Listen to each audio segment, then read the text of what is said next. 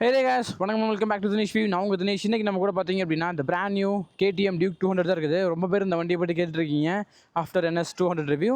So இந்த video ஒரு comprehensive walk around plus right review இருக்க போது மழை கொஞ்சம் ஓவராக இருக்கிறதால என்னால் தனியாக வாக் அரவுண்ட் எடுக்க முடியலை. I'm sorry for that. And thanks to RK Motors KTM இந்த பைக்கை நமக்கு ரிவ்யூக்காக ஆஃபர் பண்ணுறதுக்காக.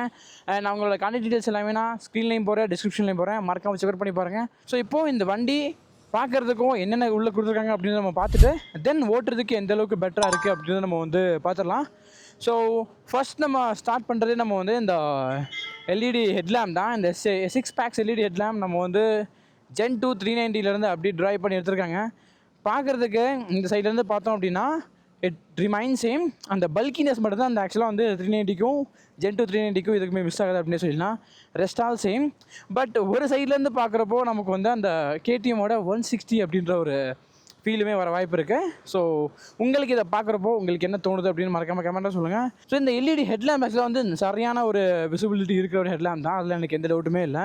ஃப்ரண்ட்டில் பார்த்தீங்க அப்படின்னா நமக்கு வந்து ஒரு 110 செக்ஷன் டயர்ஸ் வந்து கொடுத்துருக்காங்க. அண்ட் 17 inch alloy wheelsல. அண்ட் இதோட braking that's an another plus. ஏன்னா 300 mm டிஸ்க் பிரேக்ஸ் கிட்டத்தட்ட நம்ம வந்து டியூக் 390 பார்க்குற சைஸுக்கு சிமிலான சைஸ் தான். நான் 390 320 mm, இதில் வந்து 300 mm. அண்ட் இதில் 4 piston calipers யூஸ் பண்ணியிருக்காங்க. பைப்ரியோட பிரேக்கிங் குவாலிட்டி வந்து ஃப்ரண்ட்டில் top notch. KTM known for braking. So அவங்களோட பைக்ஸில் எல்லா பைக்ஸ்லேயும் வந்து பிரேக்கிங் அப்படின்றது எப்போவுமே டாப் நாச்சாக இருக்கும். ஸோ இந்த பைக்கை பற்றி சொல்லவே தேவையில்லை. It's kind of a pocket rocket with good amount of braking. ஃப்ரண்ட்டில் கொடுத்துற இந்த USD ஃபோக்ஸ் சொல்லவே தேவையில்லை. Another reason why it handles well. இது வந்து வேறு லெவலில் ஹேண்டில் ஆகிறதுக்கு இந்த USD ஃபோக்ஸ் அப்படின்றது ரொம்ப ரொம்ப யூஸ்ஃபுல்லாக இருக்குது. செம்ம ஹேண்ட்லிங் பவர் வந்து இந்த USD ஃபோக்ஸ் தருது அப்படின்னு சொல்லலாம். And the most important thing about this bike is இதோட என்ஜின். இந்த என்ஜின் நம்ம NSல ஆக்சுவலாக பார்த்தா அதே என்ஜின் தான். 200cc liquid cooled 4-valve engine. Comes with assist and slipper கிளச்சோட 6-speed கியர் பாக்ஸோட கொடுத்துருக்காங்க. அண்ட் இதோட பவர் எல்லாம் பார்த்தீங்க அப்படின்னா 25 bhp அரௌண்ட் 10,000 RPMல ப்ரொடியூஸ் ஆகுது. ஸோ 20 Nm ஆஃப் டார்க் கிட்ட நமக்கு வந்து 8,000 RPMல வந்து ஜென்ரேட் ஆகுது. NS 200 காட்டிலுமே வந்து ஹையர் RPMஸில் இதோட பவர் டெலிவரி வந்து இருக்குது அப்படின்னு சொல்லலாம். NSஐ விட ஆக்சுவலாக வந்து ஸ்லைட்டான ஒரு டார்க் வந்து இதில் டிஃப்ரென்ஸ் இருக்குது அப்படின்னு சொல்லிடலாம். அண்ட் இந்த பீஸ்ட் ஆக்சுவலாக பவர் பண்ணுறதுக்காக நமக்கு வந்து இங்கே 12 liters ஆஃப் ஃபியூல் டேங்க் வந்து இந்த இடத்துல ஆஃபர் பண்ணுறாங்க. ஸோ இந்த ஃபியூல் டேங்க் ஷேப்புமே நான் சொன்ன மாதிரி இந்த KTM 160ல நம்ம என்ன பார்த்தோமோ கிட்டத்தட்ட அதே கைண்ட் ஆஃப் ஷேப் தான். ஏன்னா இதுதான் அது ஆக்சுவலாக வந்து நடந்திருக்குது. ஸோ இந்த 12 liters ஆஃப் ஃபியூல் டேங்க் வந்து இந்த வண்டி தர மைலேஜுக்கு வந்து போதுமா அப்படின்னா அது கொஞ்சம் டவுட்ஃபுல் தான். ஏன்னா இது NS மாதிரி வந்து 35+ வந்து தர பைக் கிடையாது. ஏன்னா எனக்கு தெரிஞ்ச ஒரு சில ஓனர்ஸே வந்து ஒரு 25-26 தான் வந்து தருது அப்படின்ற மாதிரி அவங்க கிளைம் பண்ணிகிட்டு இருக்காங்க. ஸோ அப்படி பார்க்குறப்போ வந்து இந்த 12 liters அது எப்படி ஒர்க் அவுட் ஆகும்னு தெரியல. ஸோ உங்களோட கமெண்ட்ஸ் என்ன அப்படின்னு மறக்காமல் கமெண்ட்டில் சொல்லுங்கள். அண்ட் வண்டியோட இன்ஜின் ஹீட்டிங் அப்படின்றது தெரியுமா அப்படின்னா ஆப்வியஸ்லி நீங்கள் வந்து ரொம்ப சிட்டிஸ் டைட்டான டிராஃபிக்ஸில் ரெவ் பண்ணி நீங்கள் ஓட்டுறீங்க அப்படின்னா உங்களுக்கு வந்து லெஸ் கியரில் நீங்கள் இருக்கும்போது கண்டிப்பாக உங்களுக்கு ஃபீல் ஆகும். பட் அட்லீஸ்ட் இந்த மாதிரி ஒரு சின்னதாக ஒரு பூட்ஸ் அந்த மாதிரி நீங்கள் போட்டு ஜாக்கெட்ஸோட இல்லை ஒரு நல்ல ஜீனோட நீங்கள் போட்டிருக்கீங்க அப்படின்னா ஓட்டிகிட்ருக்கீங்க அப்படின்னா உங்களுக்கு இந்த இன்ஜினோட ஹீட்டிங் அப்படின்றது தெரிய வாய்ப்பில்லை அப்படின்னு சொல்லலாம். அண்ட் இந்த ரேடியேட்டருமே வந்து நல்லா வெல் பேக்கடாக கொடுத்துருக்காங்க. மோஸ்ட்லி இதோட வேலையை கண்டிப்பாக அது பண்ணி தான் நினைக்கிறேன். ஆனால் எனக்கு KTMல எனக்கு தெரிஞ்ச ரேடியேட்டரில் பிரச்சனை வந்த மாதிரி நான் வந்து கேள்விப்பட்டதே இல்லை. ஸோ உங்களுக்கு ஏதாச்சும் தெரியும் அப்படின்னா மறக்காமல் கமெண்ட்டில் சொல்லுங்கள். ஸோ அப்படியே நம்ம ரியருக்கு வந்தோம் அப்படின்னா ரியரில் ஒரு சங்கியான 150 செக்ஷன் டயர்ஸை வந்து இந்த இடத்துல ப்ளேஸ் பண்ணியிருக்காங்க. ஸோ வேறு லெவலான ஒரு சங்கியேஷன். இது வந்து ஒரு ரேடியல் டயர் அப்படின்னு சொல்லலாம். MRFலேருந்து வருது. அண்ட் அதோட நமக்கு வந்து ஒரு 230 mm ஆஃப் பைப்ரியோட பிரேக்ஸோட சிங்கிள் பிஸ்டன் கேலிபர்ஸ் வந்து இந்த இடத்துல யூஸ் பண்ணியிருக்காங்க. டோல் பிஸ்டன் கூட கிடையாது, சிங்கிள் பிஸ்டன் தான். ஸோ ரியரில் நம்ம வந்து எதிர்பார்க்குற அளவுக்கு வந்து பைட் இல்லை. பட் ஃப்ரண்ட்டு வந்து வேறு லெவல் பைட்டில் வந்து இந்த இடத்துல கொடுத்துருக்காங்க அப்படின்னு சொல்லலாம். அண்ட் இதோட சீட் ஹைட் அப்படின்றது வந்து இன்னுமே வந்து இந்த ஹையர் சைடாக தான் போயிருக்காங்க. NS 200 ஆக்சுவலாக பார்த்தீங்க அப்படின்னா நமக்கு வந்து ஒரு 810 mmல கொடுக்குறாங்க.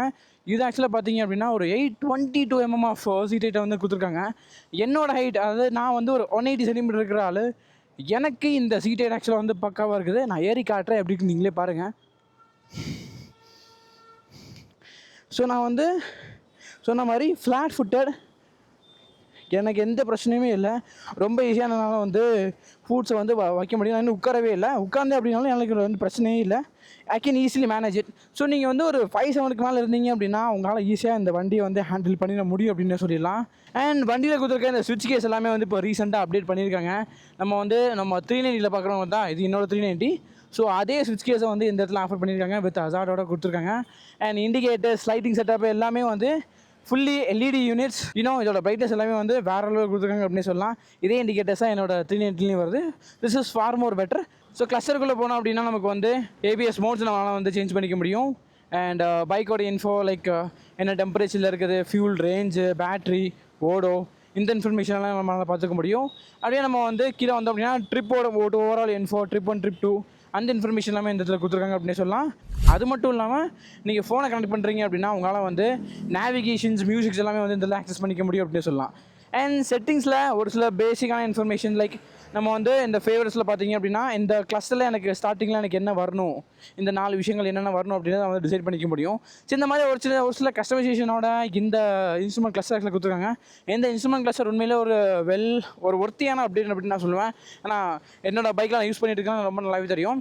This is the best update for this particular bike அப்படின்னு சொல்லலாம். அண்ட் இந்த ஸ்விட்ச் தான் வந்து ரிமைன் சேம். இந்த சைடு ஃபுல்லாமே வந்து கம்ப்ளீட்டாக அப்டேட் ஆகிருக்குது. இந்த சைடு அப்படியே வந்து ரிமைன் சேம். இதை மட்டும் கொஞ்சம் அப்டேட் பண்ணியிருந்தாங்க அப்படின்னா இனிமேல் வந்து லுக்காக இருக்கும். லைக் நம்ம 390 பார்க்குற அதே மாதிரி கீழ் ஸ்விட்ச் இதில் கொடுத்துருக்காங்க அப்படின்னா இது கரெக்டாக பர்ஃபெக்டாக மேட்சாக இருக்குது அப்படின்னு சொல்லிடலாம். பைக் ஆக்சுவலாக பார்த்தீங்க அப்படின்னா ரைட் பை வயர் தாட்டில் கிடையாது, நார்மல் வந்து வயர் தாட்டில் தான்.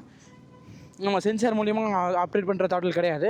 அண்ட் ரியரோட சீட் அண்ட் ரைடரோட சீட் எல்லாமே வந்து நீங்கள் எதிர்பார்க்குற மாதிரி கொஞ்சம் ஹார்டாக தான் இருக்கும். கண்டிப்பாக இது சாஃப்டாக இருக்காது. நீங்களே அதெல்லாம் பார்க்கலாம். It's not that soft as you think. இது கொஞ்சம் ஸ்டிஃபான, கொஞ்சம் ஹார்டானது தான். சஸ்பென்ஷன் எல்லாமே நான் சொன்ன மாதிரி வந்து இது மோர் இன்டூ ஒரு நேக்கட் ஸ்போர்ட் அப்படின்றதுனால வந்து கொஞ்சம் ஸ்டிஃபரான சஸ்பென்ஷன் தான் வந்து இந்த 2 சைடுமே கொடுத்துருக்காங்க அப்படின்னு சொல்லலாம். ஃப்ரண்ட்டில் கொடுத்துருக்கேன் இந்த 41 mm சஸ்பென்ஷனாக இருக்கட்டும், ரியரில் கொடுத்துருக்கேன் இந்த மோனோஷாக் சஸ்பென்ஷனாக இருக்கட்டும், ரெண்டுமே வந்து WP suspensions. Top notch quality பிரச்சனை இல்லை. பட் அதோட ஸ்டிஃப்னஸ் தான் வந்து நீங்கள் டாலரேட் பண்ணிகிட்டு இருக்க மாதிரி இருக்கும். நீங்கள் ஓட்ட உங்களுக்கு வந்து ஒரு பெரிய விஷயமா அது இருக்காதுன்னு நினைக்கிறேன். நான் புதுசாக நீங்கள் வந்து ஒரு கம்யூட்டர்லேருந்து இந்த வண்டிக்கு வரீங்க அப்படின்னா உங்களுக்கு மேபி இது வந்து உங்களுக்கு தோணலாம் இவ்வளோ ஸ்டிஃபாக இருக்குது அப்படின்ற மாதிரி. But once you landed in this, நீங்கள் ஒரு 100 கிலோமீட்டர்ஸ், ஒரு 600 கிலோமீட்டர்ஸ்லாம் இந்த வண்டியில் நீங்கள் பண்ணுறீங்கப்போ உங்களுக்கு வந்து இது உங்களுக்கு அடாப்ட் ஆயிரும். அது வந்து ஒரு பெரிய பாதரிங்கான ஒரு பிரச்சனையாக உங்களுக்கு வந்து தெரியாது அப்படின்னு சொல்லிடலாம். இதுதான் இந்த வண்டியில் கொடுத்துருக்க ஒரு சின்ன விஷயங்கள். ஸோ இப்போ நம்ம வந்து இந்த வண்டியை டேரெக்டாக ஓட்டி பார்த்துடலாம். நம்மளால் ஓவர் ஆகிட்டு இருக்குது. So we don't have a much time. இதை ஓட்டி பார்த்து சிட்டியில் ஹைவேல எந்தளவுக்கு பெர்ஃபார்ம் பண்ணுது அப்படின்னு நம்ம வந்து பார்த்துடலாம். So let's get in. So நான் சொன்ன மாதிரி வந்து கொஞ்சம் எனக்கு ஹையர் சைடு தான். ஏன்னா என்னோடய பைக் வந்து திஸ் இஸ் மைன். அது எனக்கு ஆக்சுவலாக பார்த்திங்க அப்படின்னா எனக்கு வந்து ஒரு 800 mm தான். பட் இது ஆக்சுவலாக பார்த்திங்க அப்படின்னா நமக்கு வந்து ஒரு 822 mm, கொஞ்சம் ஹையர் சைடு தான். கிரவுண்ட் கிளியரன்ஸ் எப்படின்னு பார்த்துடலாமா? அதோட கிரவுண்ட் கிளியரன்ஸ் ஆக்சுவலாக வந்து 170 mm ப்ளஸ் தான் சொன்னாங்க. ஸோ இது சின்னதாக ஒரு பம்ப் இருக்குது, நம்ம வந்து ஏற்றி ட்ரை பண்ணி பார்க்கலாம். ஓகே, தட்டில் வா அப்ரைட்டாக இருக்குது எனக்கு ஓட்டுறதுக்கு. சரியான ரெஸ்பான்ஸாக இருக்குது.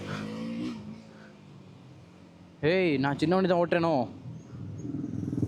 ஃபீல் தரல. என்எஸ் ஓட்டுறதுக்கு இதுக்கு வந்து சரியான கிளியரான டிஃப்ரென்ஸாக இருக்குது. ஆனால் லாஸ்ட்டாக நான் ஓட்டின பைக்கே வந்து நான் என்எஸ் தான் ஓட்டினேன். அந்த வண்டி ஓட்டினதுக்கும் இந்த வண்டி ஓட்டினதுக்கும் எனக்கு வந்து கிளியர் டிஃப்ரென்ஸ் எனக்கு தெரியுது. அதெல்லாம் எனக்கு எந்த டவுட்டுமே இல்லை. டியூக் இஸ் சம்திங் எல்ஸ் தான். அதே இன்ஜினை யூஸ் பண்ணாலும் வந்து இதில் இருக்க பவர் டெலிவரி, கேலிப்ரேஷன்ஸ் எல்லாமே வந்து கம்ப்ளீட்டாக மாறுதுன்னு நினைக்கிறேன். கண்டிப்பாக இது வந்து வேறு மாதிரி தான் இருக்குது. ஓ ரைட்டு, வீடு வாங்கியிருக்கோம் கொஞ்சம் நேரத்தில். Okay, braking was good. இந்த வெட் கண்டிஷன்லேயும் வந்து பிரேக்கிங் வந்து ரொம்ப நல்லா இருக்குது.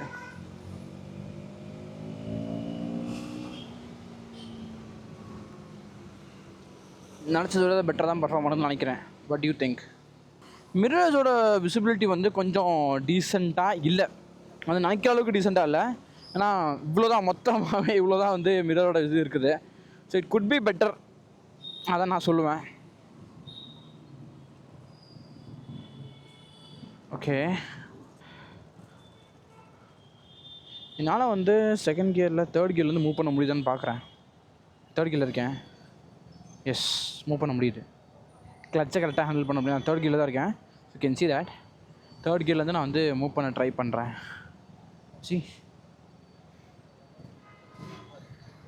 மூவ் ஆகுது. ஸோ எனக்கு தெரிஞ்சு ப்ராக்டிகாலிட்டியில் பிரச்சனையாக இருக்க வாய்ப்பு இல்லை. This is more into a good machine தான். எக்ஸாஸ்ட் நோட் உங்களுக்கு எப்படி தெரியுது, கேட்குதான்னு தெரில. கேட்குதா உங்களுக்கு எக்ஸாஸ்ட் நோட் எப்படி இருக்குன்னு சொல்லுங்கள். ஓ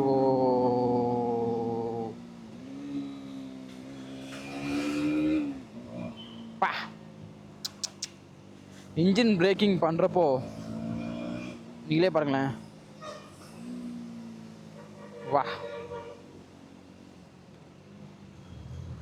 வண்டி செம்மையாக இருக்குது. இன்ஜின் பிரேக்கிங்கில் துள்ளுதா? That's what I want. இது வந்து என்எஸ்க்கும் இதுக்கு சரியான டிஃப்ரென்ஸ் தான். நான் வந்து சில பேர் கேட்டிருந்தீங்க என்எஸ்க்கும் இதுக்கு இப்போ டெலிவரி ஒரே இதாக இருக்குமா அப்படின்னு. சத்தியமாக இல்லை. என்எஸ் ஓட்டுறதுக்கும் இதுக்கு வந்து சரியான டிஃப்ரென்ஸ் வந்து ரொம்ப கிளியராக எனக்கு டெலிவரியில் தெரியுது. உங்களுக்கு பார்க்குறப்போ எப்படின்னு தெரியல, பட் ஃபீல் பண்ணிங்க அப்படின்னா கண்டிப்பாக நீங்கள் பார்த்துடலாம்.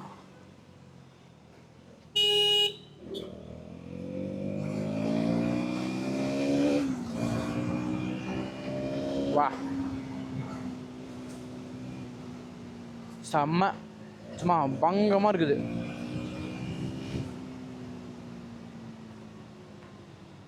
வா,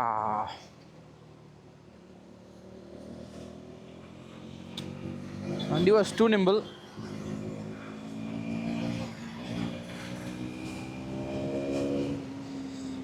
ஈஸி ஈஸி ஈஸி, ரொம்ப ஈஸி இந்த வண்டியெல்லாம் வச்சு டிராஃபிக் ஃபில்டர்லாம் பண்ணுறது.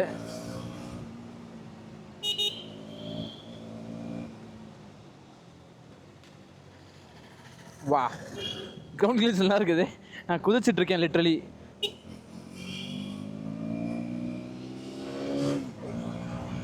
வா, ஓ வா வா வா, செம்மங்க வண்டி. இழுக்குது பாருங்களேன். That's the Duke. இன்ஜின் பிரேக்கிங்காக இருக்கட்டும், அதோட பிரேக்கிங்குமே வந்து நல்லா பெட்டராக தான் இருக்க தோணுது. வெட் கண்டிஷனால கொஞ்சம் பயந்து தான் நான் பிரேக்கே பண்ணுறேன். Because I don't want to take any ரிஸ்கில். இந்த பார்த்து வா பா. ஸோ லாக் ஆகுது. காரணம் வந்து இதோட வெட் கண்டிஷன் அப்படின்னே சொல்லிடலாம். ஸோ இப்போ நான் என்ன பண்ண போகிறோம் அப்படின்னா, வித்தவுட் ஆக்சலேஷன் இந்த வண்டியை வச்சு பண்ண முடியுதான் பார்க்க போகிறேன். ஐ மீன் கிளைடாக தான் பார்க்க போகிறேன். ஏன்னா சிட்டி டிராஃபிக்ஸில் நமக்கு அதான் ரொம்ப யூஸ்ஃபுல்லாக இருக்க போகுது. ஓகேங்களா? ஓகே, ஸ்லைட்டாக விடுவோம், கொஞ்சம் கொஞ்சமாக விடலாம். ஓகே, வண்டி மூவ் ஆகுது, வண்டி மூவ் ஆகுது. ஓகே, ஸ்லைட்டு கிளச் ஒர்க் பண்ணால் மட்டும்தான் வந்து வேலை நடக்கும்னு நினைக்கிறேன். நீங்கள் கொஞ்சம் விட்டாலும் வந்து நடக்க வாய்ப்பில்லை. ஓகே, அவ்வளோதான், முடிஞ்சு. ஸோ செகண்ட் கியரில் வித்தவுட் எனி ஆக்சலேஷன் போகுது. பட் என்னால் எந்த ஸ்பீடில் போகுதுன்னு தான் என்னால் சொல்ல முடியல. I am really sorry for that. Third கியரில் பண்ணலாம். ஏன்னா என்எஸ் ஆக்சுவலாக வந்து 4 கியர்ஸ் ஆக்சுவலாக வந்து ரொம்ப சூப்பராக போச்சு. அதுக்கப்புறம் தான் எனக்கு வந்து சரியான நாக்கிங் இருந்துச்சு. ஸோ இதையும் நம்ம பார்த்துக்கலாம். ஆனால் அதோட பவர் டெலிவரி ஆக்சுவலாக பார்த்தீங்க அப்படின்னா என்எஸ்க்கு 9000 RPM, இதுக்கு வந்து 10,000 RPM. 10,000 RPM ஹேடாக தான் வந்து டெலிவரியே பண்ணுது. ஸோ மோஸ்ட்லி எல்லா பேண்ட்லேயும் நமக்கு வந்து பவர் என்னால் வந்து ஃபீல் பண்ண முடியுது. ஸோ தேர்ட் கியர் பிரச்சனை இல்லை. ஃபோர்த்து கியருக்கு மூவ் பண்ணுறேன், பார்த்துடலாம் எப்படி இருக்குன்னு. ஓகே, நாக்கிங் இருக்குது, சரியான நாக்கிங் இருக்குது. அண்ட் என்எஸை விட எனக்கு வந்து கண்டிப்பாக எனக்கு நாக்கிங் ஃபீல் ஆகுது. பட் ஆனால் வந்து கொஞ்சம் பிக்கப் ஆகிட்டு வந்துடுது ஒரு வழியாக, பிரச்சனை இல்லை. நான் இன்னொரு கியர் அப் பண்ண போகிறேன், ஆஃப் ஆகுமான்னு தெரில, பட் பார்த்துடலாம். ஸோ இந்த கேரக்டரை வச்சு நம்மளால் வந்து சிட்டியில் எந்தளவுக்கு ஈஸியாக க்ளைட் பண்ணிட முடியும் அப்படின்னு வந்து தெரிஞ்சுக்கலாம். செம்ம நாக்கிங். ஏன்னா ஆர்பிஎம் பாருங்களேன், ஃபுல்லாக வந்து கம்மியாக இருக்குது. Complete knocking. இப்போ புல் பண்ண முடியாமல் இல்லை, வாய்ப்பில்லை. நான் 4th கியரில் கம்மி பண்ணிட்டேன். ஆனால் கண்டிப்பாக அது புல்லாக வாய்ப்பில்லை. நான் வந்து 4th கியரில் வந்து இப்போ நம்ம வந்து புல் பண்ணி பார்க்கலாம். ஸ்லைட்டாக தட்டல் கொடுக்குறேன். ஓகே, ஸ்லைட்டாக தட்டல் கொடுத்து 2000 RPMக்கு மேலே வந்துச்சு அப்படின்னா அவ்வளோதான், தலைவன் வந்து பேக் டு அலைவ், எந்த பிரச்சனையும் இல்லை. நார்மலாக வண்டி ஓட்டிகிட்ருக்கான். ஹைவே செம வெட்டு. ஸோ என்னால் கண்டிப்பாக பிரேக் டெஸ்ட் பண்ண முடியாது. கொஞ்சம் பார்த்து தான் ஓட்டணும். ஏன்னா ஈவன் நமக்கு வந்து ஸ்டிக்கான டயராக இருந்தாலும், பிகரான டயராக இருந்தாலும் MRF டயர் தான். ஸோ வெட் ரோட்டில் நமக்கு வந்து நீங்கள் நினைக்கிற அளவுக்கு கான்ஃபிடென்ட்டாக இருக்கா வாய்ப்பே இல்லை. ஏன்னா நீங்களே பார்த்தீங்க, நான் வந்து பிரேக் பண்ணேன், எனக்கு வந்து டக்குன்னு வலிக்கிட்டு போயிட்டு இருந்துச்சு. ஸோ அதை நம்ம வந்து மைண்டில் வச்சுக்கணும். This is not as easy as you think. கொஞ்சம் பார்த்து தான் ஹேண்டில் பண்ணி ஆகணும். நம்ம வந்து மற்ற டயர் பிராண்ட்ஸ் அளவுக்கு வந்து இதோட பெர்ஃபார்மன்ஸ் அப்படின்றது இல்லை அப்படின்னே சொல்லிடலாம். சஸ்பென்ஷன் எல்லாமே எனக்கு வந்து கம்ப்ளீட்டாக எனக்கு வர்றதை என்னால் ஃபீல் பண்ண முடியுது. ஒவ்வொரு பம்ப்ஸும் நான் வந்து ஏறி இறங்குறப்போ என்னால் வந்து அந்த இதை ஃபீல் பண்ண முடியுது. ஸோ அது வந்து ஒரு you have to note that point. நீங்கள் வந்து நினைக்கிற அளவுக்கு வந்து இது அவ்வளோ ப்ளஷியான சஸ்பென்ஷனாக வந்து இருக்க வாய்ப்பே இல்லை. அந்த மைண்டில் வச்சுக்கோங்க.